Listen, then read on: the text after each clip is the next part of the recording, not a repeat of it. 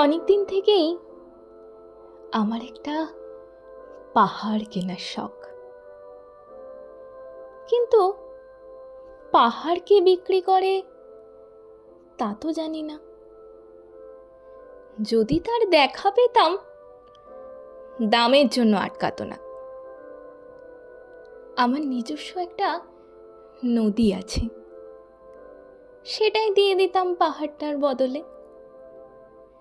কে না জানে পাহাড়ের চেয়ে নদীর দামই বেশি। পাহাড় স্থানু, নদী বহমান, তবু আমি নদীর বদলে পাহাড়টাই কিনতাম, কারণ আমি ঠকতে চাই। নদীটাও অবশ্য কিনেছিলাম একটা দ্বীপের বদলে। ছেলেবেলায় আমার বেশ ছোট্ট খাট্ট ছিমছাম একটা দ্বীপ ছিল, সেখানে অসংখ্য প্রজাপতি। শৈশবে দ্বীপটি ছিল আমার বড্ড প্রিয়। আমার যৌবনে দ্বীপটি আমার কাছে মাপে ছোট লাগলো। প্রবাহমান ছিপছিপে তন্নি নদীটি বেশ পছন্দ হলো আমার। বন্ধুরা বলল, ওইটুকু একটা দ্বীপের বিনিময়ে এত বড় একটা নদী পেয়েছিস, খুব জিতেছিস তো মাইরি। তখন জয়ের আনন্দে আমি বিহ্বল হতাম। তখন সত্যি ভালোবেসেছিলাম নদীটাকে। নদী আমার অনেক প্রশ্নের উত্তর দিত, যেমন, বলো তো আজ সন্ধ্যাবেলা বৃষ্টি হবে কিনা।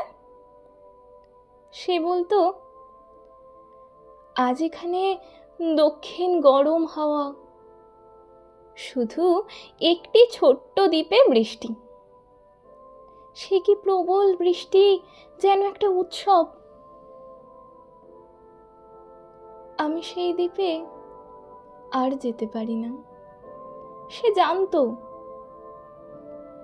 সবাই জানে শৈশবে আর ফেরা যায় না।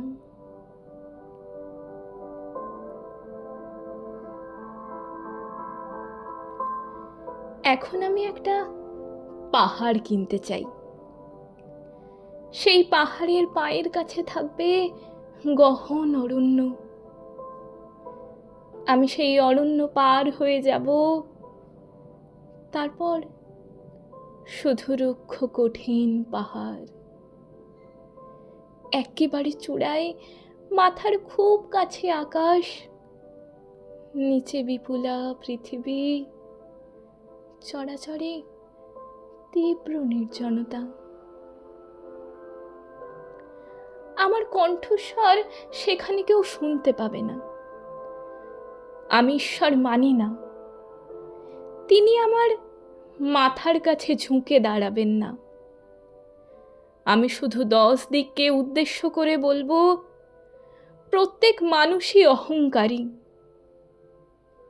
এখানে আমি একা, এখানে আমার কোনো অহংকার নেই। এখানে জয়ী হবার বদলে ক্ষমা চাইতে ভালো লাগে। হে 10 দিক, আমি কোনো দোষ করিনি,